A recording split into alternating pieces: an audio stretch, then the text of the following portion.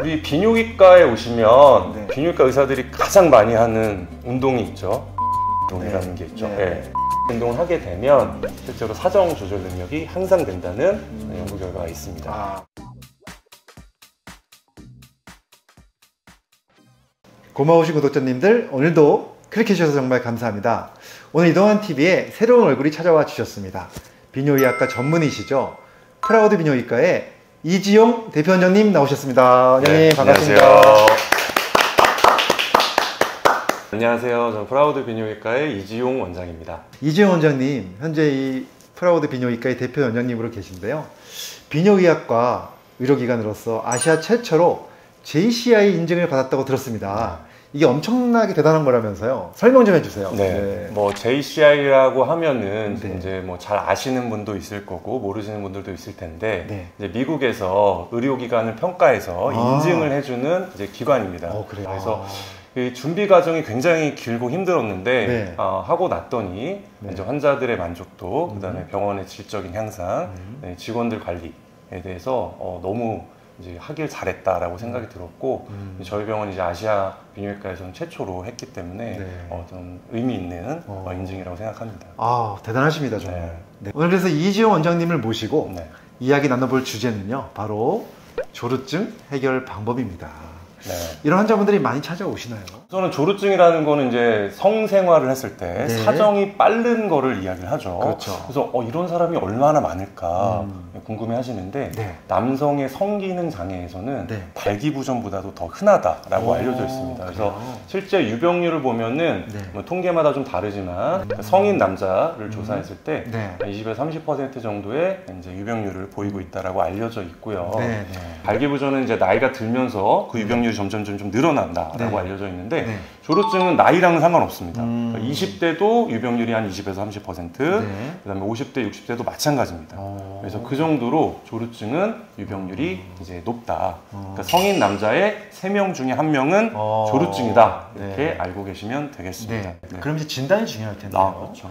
조루증은 어떻게 진단하게 되는지 궁금합니다. 네. 그래서 우리가 이제 말씀드렸지만 조루증이라는 건 사정이 빠르다라는 걸 얘기하는데 네. 이건 너무 주관적이잖아요. 네, 내가 주관적이죠. 얼마나 빠른지. 네, 네. 예, 그래서 세계 성의학회에서 네. 이제 시간에 대해서 정의를 했어요. 아, 예. 네. 그래서 조루증은 크게 이제 두 가지로 나눌 수 있거든요. 그러니까 1차성 조루, 2차성 조루. 네. 예, 이렇게 나눌 수 있는데 1차성 조루라는 거는 성관계를 처음 시작할 때부터 빠른 거예요. 예. 그런 분들을 1차성 조루. 네. 그러니까 2차성 조루는 내가 시작할 때는 괜찮았는데 네. 어느 시점부터 사정이 빨라진 경우. 예, 그거를 이제 2차성 조루라고 얘기합니다. 그래서 1차성 조루는 네. 질내 삽입부터 사정까지 시간이 1분 미만일 경우. 네. 네. 그다음에 2차성 조루는 3분 미만일 경우. 네, 이렇게 진단하게 되고요. 두 번째는 이제 사정을 컨트롤할 수 있는, 조절할 수 있는 능력이 있느냐 없느냐인데, 그래서 내가 사정할 것 같은 느낌이 왔을 때 네. 이거를 조절할 수 있느냐. 네. 이제 조루는 조절할 수 없는 경우. 네, 사정할 것 같은 느낌이 왔을 때 조절이 안 되고 바로 사정하는 경우. 이제 이게 이제 조절 능력, 이게 두 번째 진단 기준이고요. 네. 네, 마지막으로는 이제 만족도입니다. 네, 그러니까 성생활, 시간이 빠른 거로 인해서 나 또는 성적 상대자가 좀 만족도가 떨어질 경우 네, 이렇게 이제 조루증으로 진단하게 됩니다. 이렇게 세 가지를 다 보면서 진단을 하는군요. 네. 네. 그럼 이제 이 해결 방법도 좀 알아봐야 될 텐데요. 일단 약을 먹어서 치료하는 방법이 좀 있죠. 맞습니다. 그래서 그래서 조루증 치료 방법은 약물 치료가 우선적으로 해볼 수가 있거든요. 네. 그래서 우선은 경구 약물이 있습니다. 경구 약물은 우리가 발기부전 약이랑 조금 비슷해요. 발기부전 약도 성관계 하기 전에 먹잖아요. 네. 그래서 조루증 약도 마찬가지입니다. 성관계 하기 직전에 약을 먹어야 되거든요. 네. 그래서 이제 미 식품의약품안전청 네. FDA에서 유일하게 승인한 약이 바폭세틴이라는 약이 있습니다. 네. 그래서 이 약은 이제 성관계하기 1시간 전 약을 하나를 복용하는 거죠. 네. 당연히 전문의약품일 것이고. 맞습니다. 이게 그러면 처방전에 의해서 사는 거면은 네. 이게 건강보험도 혜택이 되나요? 이거는 이제 건강보험 혜택이 안 됩니다. 아, 네, 발기부전약도 건강보험 혜택이 안 되죠. 네, 그래서 이것도 비급여약이라고 하죠. 비급여약이군요. 네, 그래서 약가가 조금 비쌉니다. 네, 그래서 좀 약을 드시는 분들이 조금 부담스러워 하시는 부분이 있어요. 그래요? 네. 근데 약을 먹으면 보통 효과가 얼마나 연장이 되는 건지, 네. 또 이게 어떻게 먹는 건지 이런 것 좀 설명해 주시죠. 네. 그래서 조루증 약은 아까 말씀드렸던 약 중에 이제 다폭세티린 약이 대표적인 약물인데요. 네. 이거는 이제 성관계하기 1시간 전에 네. 하나를 복용하시면 됩니다. 그래서 약을 복용하고 나면 일반적으로는 성관계 시간이 한 2분에서 3분 정도 연장되는 효과 생긴다고 알려져 있고요. 네, 그래서 말씀드린 대로 발기부전 약처럼 성관계하기 전에 약을 먹어야 되거든요. 네. 그래서 이런 불편감, 그다음에 이제 근본적으로 해결이 안 되고 일시적인 효과를 준다는 네. 단점이 있습니다. 그렇군요. 네. 먹는 약 말고 또 네. 다르게 활용하는 방법들은 없을까요? 네. 바르는 약이라든지. 네. 그래서 조루증 있는 분들, 특히 이제 젊으신 분들은 잘 알고 계실 것 같아요. 네. 그래서 약국에 가시면 이제 국소, 마취제 성분이 들어가 있는 뭐 연고나 젤 형태 또는 스프레이 형태 제품들이 있습니다. 그거는 그러면 일반 의약품으로 그냥 살 수 있는 거예요? 맞아요. 이건 약국에서 구매할 수가 있겠고요. 네. 그래서 요거는 이제 그 마취제가 들어있기 때문에 성관계하기 전에 음경에 이걸 도포해 줍니다. 연고 같은 건 발라주고 젤 곁에도 마찬가지 발라주고 스프레이 형태로 이제 뿌려주게 되죠. 그래서 그게 뿌려주게 되면 국소 마취제 성분이 음경 내에 신경에 들어가서 마취가 되기 때문에 음경 감각이 떨어지게 되겠죠. 그래서 이제 감각이 음경 감각이 좀 예민해서 민감해서 생기는 조루증일 경우에는 도움이 될 수가 있습니다. 그래서 이거 마찬가지로 이제 성관계 하기 전에 발라줘야 되고요. 근데 이제 또 이게 중요한 게 뭐냐면 이 마취제가 완전히 흡수되지 않기 전에 성관계를 하게 되면 그럼 이제 문제점이 생길 수가 있습니다. 마취 성분이 여성의 질내에도 들어갈 수가 있는 거예요. 그렇겠죠. 그러면 여성의 성적인 만족도가 떨어질 수가 있어요. 그리고 이제 과도하게 마취제를 바르게 되면 너무 감각이 떨어지겠죠.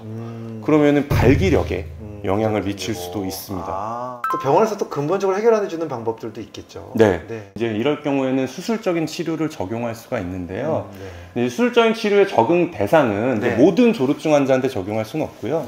이제 병원에 오시면 저희가 음경의 민감도 테스트를 합니다. 그래서 음경 감각이 좀 예민하신 분들한테 수술적인 치료를 적용할 수가 있어요. 대표적인 음경 감각이 좀 예민하신 분들한테 적용할 수 있는 수술적인 치료 방법은 이제 음경의 배부신경 차단술이다라는 이제 수술적 방법이 있습니다. 이건 굉장히 오래전부터 해왔고 있고 현재도 많이 하고 있습니다. 배부신경 한번 설명 좀 해주세요. 배부신경이란 거는 이제 음경의 감각신경이라고 보시면 됩니다. 그래서 음경의 이제 뿌리 부분부터 나오는 이제 음경을 감각을 담당하는 신경인데 이게 이제 음경을 전체적으로 뻗치게 되거든요. 근데 이제 이 감각이 너무 예민하신 분들이 있어요. 그래서 이런 분들은 음경 감각이 민감하기 때문에 자극을 빨리 받아들이고 그로 인해서 이제 사정을 빨리 하게 되는 거거든요. 그래서 이제 그런 분들한테 적용할 수 있는 이제 수술 방법이 되겠습니다.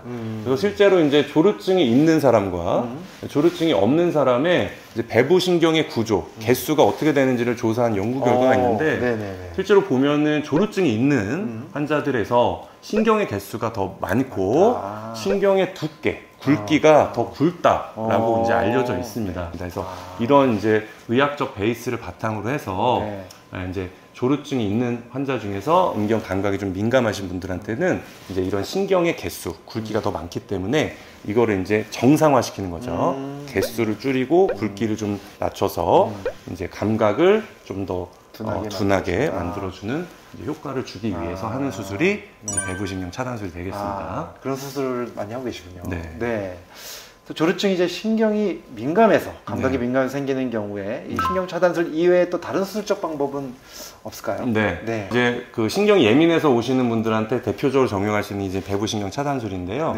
이외에도 이제 음경 확대술을 하는 게 도움이 될 수가 있습니다. 그래서 확대술을 하는 방법은 크게 두 가지 방법이 있어요. 첫 번째 방법은 이제 필러 형태.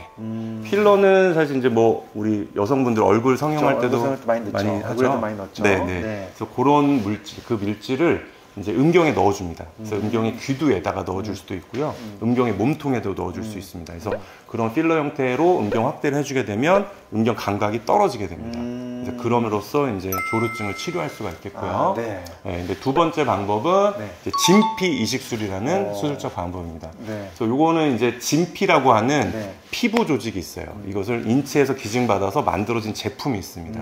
그래서 이 제품은 사실 이제 뭐 여러 얼굴 성형할 때도 많이 쓰고요. 그다음에 이제 이 여성들 유방, 네. 암 수술하면 유방 재건할 때도 많이 쓰고 이제 화상 환자들한테도 많이 사용하고 있거든요. 아, 그런 게 있군요. 예, 네. 그래서 그런 진피 제품을 이제 음경에 넣어주게 되죠. 그래서 보통 이 수술은 이제 외부적인, 그러니까 음경의 외형적인 확대를 위해서 보통 많이 하긴도 하는데 이거를 넣어주게 되면 이 진피가 위치하는 곳이 네. 음경의 배부신경 위에 위치하게 되거든요. 네, 네, 예, 네. 그렇기 때문에 음경 감각이 떨어지게 됩니다. 아. 예, 그럼으로써 이제 사정 시간을 연장시켜주는 효과를 줄 수가 있겠죠.